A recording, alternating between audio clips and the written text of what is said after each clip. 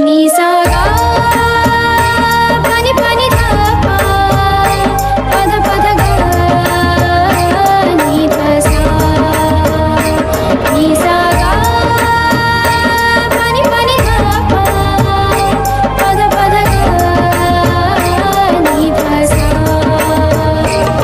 ही गाथा अस्तित्वाची शौर्याची पराक्रमाची ही गाथा अस्तित्वाची शौर्याची पराक्रमाची या मातीमधल्या कणाकणातील मौल्यवान रत्नांची या मातीमधल्या कणाकणातील मौल्यवान रत्नांची कर्तृत्व इथे गगनाला भिडे परिमोल जाणून ठेवू व्यक्तिविशेष व्यक्तिविशेष. नमस्कार, मी Ratnamala Suryavanshi. Radio MPSC Guru spreading the knowledge powered by spectrum academy मध्ये आपले सर्वांचे सहर्ष स्वागत करते. विद्यार्थी मित्रांनो, आज आपण व्यक्तिविशेष या सत्रांतर्गत बिस्मिल्ला खां यांच्या जीवनकार्याविषयी थोडक्यात माहिती जाणून घेऊया. विद्यार्थी मित्रांनो, बिस्मिल्ला खां हे अखिल भारतीय कीर्तीचे सुप्रसिद्ध सनई वादक व भारतरत्न पुरस्काराचे मानकरी होते. त्यांचे मूळ नाव कमरुद्दीन खां असं होतं. बिस्मिल्ला खां यांचा जन्म 21 मार्च 1916 रोजी सनई वादकांच्या कुटुंबात बिहार प्रांतातील शहाबाद जिल्ह्यातील आत्ताच बक्सर जिल्हा दुमदार गाव या गावात झाला. त्यांचे आजोबा रसूल बक्ष हे दुमदाररावच्या दरबारी सनई वादक म्हणून नोकरीस होते. सनई वादन हा त्यांच्या घराण्याचा कौटुंबिक व्यवसाय असल्यामुळे लहानपणीच त्यांना आपल्या वडिलांकडून खां साहेब पैगंबर बक्ष यांच्याकडून सनई वादनाचे संस्कार लाभले.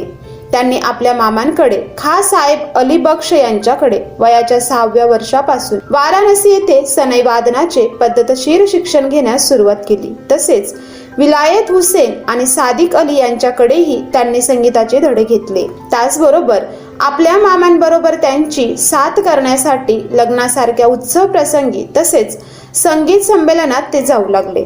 त्यांच्याबरोबर बिस्मिल्ला खां यांनी वयाच्या अवघ्या 14व्या वर्षी अलाहाबादच्या अखिल भारतीय संगीत परिषदेत पहिल्यांदा सनई वादनाचा सार्वजनिक कार्यक्रम केला. 1930 साली दुसरा कार्यक्रम लखनौ येथे प्रदर्शनानिमित्त झालेल्या संगीत संमेलनात करून उत्तम वादनाबद्दल सुवर्ण पदक मिळवले. 1937 मधील कोलकात्याच्या अखिल भारतीय संगीत परिषदेत त्यांनी 3 सुवर्ण पदके मिळवून रसिकांचे लक्ष आपल्याकडे वेधून घेतले. 1938 मध्ये लखनौ येथे ऑल इंडिया रेडिओ केंद्रावर प्रथम कार्यक्रम सादर केला.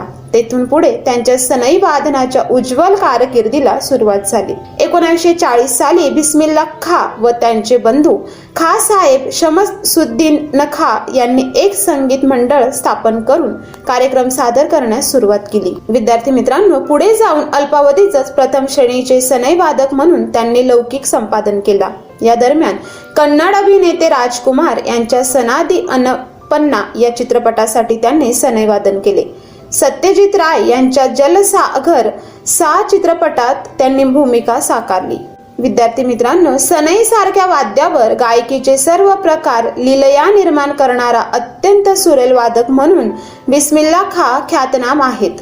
गायन वादनाच्या शैलीचा अपूर्व समन्वय त्यांच्या ठिकाणी दिसून येत असे. मीड गमकादकीचाही त्यात अंतर्भाव होतो. खयाल, ठुमरी वगैरे संगीत प्रकारांप्रमाणेच कचरी, चैती, पूर्वी अशा लोकनिधीतून ते कौशल्याने हाताळत असत. सनईच्या फुंकीवर त्यांचे विलक्षण प्रभुत्व होते. त्यामुळे त्यांचे वादन अत्यंत भावपूर्ण होत असते. लयीच्या साथीसाठी ते चढ्यांनी वाजवले जाणारे खोरदक नावाचे वाद्य घेत असत. ते 1962 मध्ये अफगाणिस्तान व पाकिस्तान येथे गेले आणि 1964 मध्ये एडिनबरो संगीत महोत्सवात त्यांनी भाग घेतला. 1967 मध्ये ते अमेरिकेला गेले. तसेच इंटरनॅशनल म्युझिक काउन्सिलच्या निमंत्रणावरून त्यांनी युरोपचा दौरा केला. 1969 ते 1970 सालामध्ये विद्यार्थी मित्रांनो, बिस्मिल्ला खां यांच्या असामान्य कलागुणांमुळे 1955 मध्ये त्यांना नॅशनल कल्चरल ऑर्गनायझेशन या राष्ट्रीय सांस्कृतिक संघटनेकडून अखिल भारतीय शहनाई चक्रवर्ती हा किताब मिळाला. 1956 मध्ये संगीत नाटक अकादमीतर्फे सन्मान लाभला आणि 1961 मध्ये भारत सरकारकडून पद्मश्री व 1968 मध्ये पद्मभूषण आणि 1980 मध्ये पद्मविभूषण या पुरस्कारांनी त्यांना गौरवण्यात आले. मध्य प्रदेश शासनाकडून तानसेन पुरस्काराने त्यांचा सन्मान करण्यात आला. रॉयल नेपाळ आर्ट अकॅडमी तर्फेही त्यांचा सर्वोच्च मान लाभला. 2001 मध्ये भारत सरकारने सनई वादनातील त्यांच्या अद्वितीय कामगिरीकरिता भारतरत्न या सर्वोच्च पुरस्काराने त्यांना गौरवले. विद्यार्थी मित्रांनो, बिस्मिल्ला खां यांनी सनई वादनाला बैठकीत स्वतंत्र प्रतिष्ठा प्राप्त करून दिली. त्यांनी सरोद वादक अहमद खलिया आणि सतार वादक रविशंकर यांच्यासोबत जुगलबंदीचे कार्यक्रमही सादर केले. सनई वादनामध्ये त्यांनी संगीत क्षेत्रात एकमाद्वितीय असे स्थान पटकावले. ते शिया मुसलमान असल्यामुळे त्यांच्या समाजातील काही लोकांचा त्यांना सुरुवातीस विरोध होता, पण तरीही त्यांनी नेटाने सनई वादनाची परंपरा कायम राखली व त्यात नवनवीन प्रयोग केले. विद्यार्थी मित्रांनो, भारताच्या पहिल्या स्वातंत्र्य दिनी सनई वादनाकरिता बिस्मिल्ला खां यांना पंतप्रधान जवाहरलाल नेहरू यांनी लाल किल्ल्यावर आमंत्रित केले होते. बिस्मिल्ला खां यांनी देश विदेशात अनेक ठिकाणी सनई वादनाचे कार्यक्रम केले. त्यांच्या सनई वादनाच्या ध्वनिमुद्रिका भारतात व परदेशातही अत्यंत लोकप्रिय आहेत. गुंज उठी शहनाई या हिंदी चित्रपटातील त्यांनी सनई वादनही फार लोकप्रिय ठरले. 1959 साली स्वदेश 2004 या हिंदी चित्रपटासाठी देखील त्यांनी सनई वादन केलेलं आहे.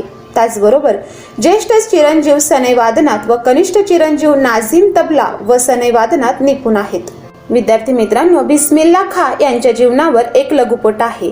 डॉक्टर के प्रभाकर यांनी तो दिग्दर्शित केला आहे. विद्यार्थी मित्रांनो, बिस्मिल्ला खां हे विश्वनाथ मंदिरात स्थायी स्वरूपात शहनाई वादनाचे काम करायचे. उत्साहात बिस्मिल्ला खां काशीच्या बाबा विश्वनाथ मंदिरात जाऊन शहनाई तर वाजवायचेच, त्यासोबत गंगा नदीच्या किनाऱ्यावर बसून खूप रियाज करायचे. ते 5 वेळेचे नमाजी होते. बनारस सोडण्याच्या विचाराने सुद्धा ते व्यथित होऊन जायचे की आपल्याला गंगाजी आणि काशी विश्वनाथापासून दूर जावे लागेल, कारण ते यांच्यापासून दूर राहू शकत नव्हते. उस्ताद बिस्मिल्ला खां हे जात पात मनात नव्हते. त्यांच्याकरिता संगीत हाच एक धर्म होता.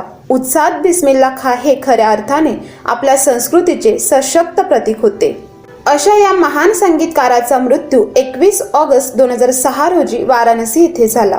विद्यार्थी मित्रांनो, अशा प्रकारे आता आपण व्यक्तिविशेष या सत्रांतर्गत बिस्मिल्ला खां यांच्या जीवन कार्याविषयी थोडक्यात जाणून घेतलं. तर आता आपण इथेच थांबूया. तोपर्यंत तुम्ही ऐकत राहा radio MPSC Guru, spreading the knowledge, powered by spectrum academy. धन्यवाद.